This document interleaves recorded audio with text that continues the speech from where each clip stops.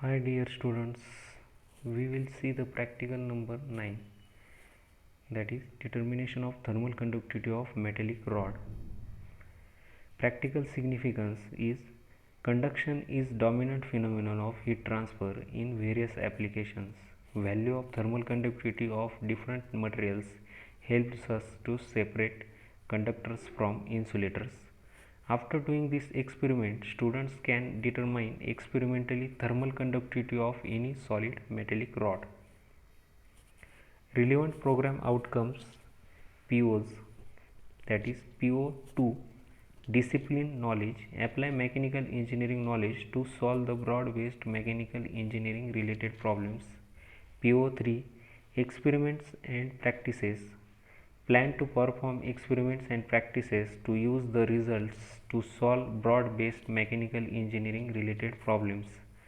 PO6, environment and sustainability, apply mechanical engineering solutions also for sustainable development practices in societal and environmental contexts. Relevant course outcomes, use suitable modes of heat transfer. Practical outcome, conduct a trial on conduction setup for a metallic rod and calculate thermal conductivity. Minimum theoretical background, Fourier's law of conduction states that rate of heat transfer through a material is proportional to negative temperature gradient and to the area at right angle to the gradient through which heat is flowing.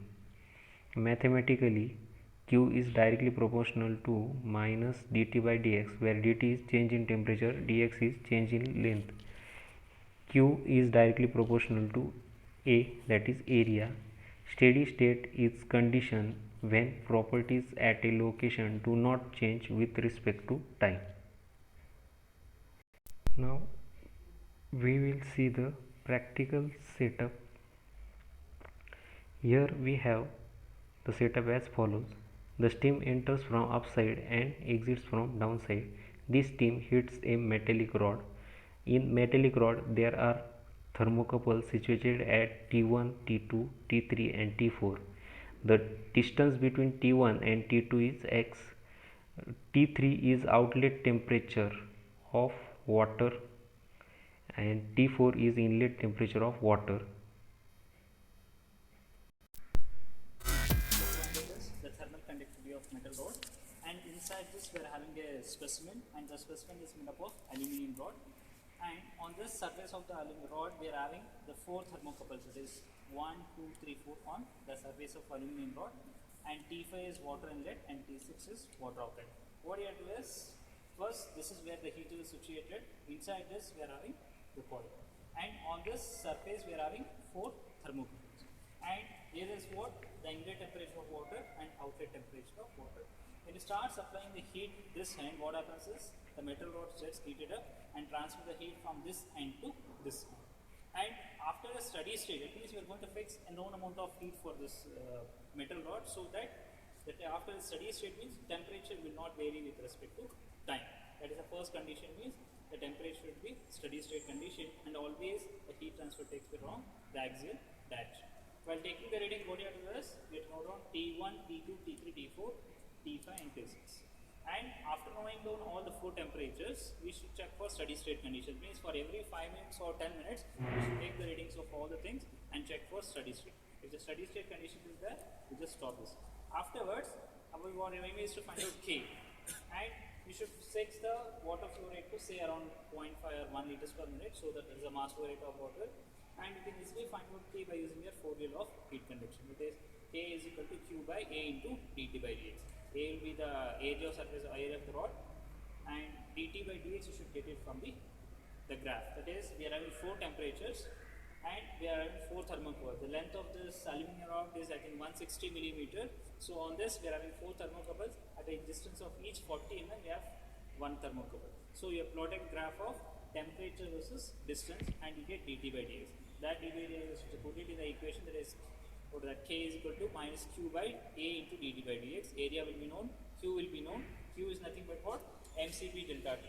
MCP is nothing but mass flow rate of water, specific heat of water into outlet temperature of water and inlet temperature. But we will get Q, we will get gradient, we will be knowing area, and that we will get Q.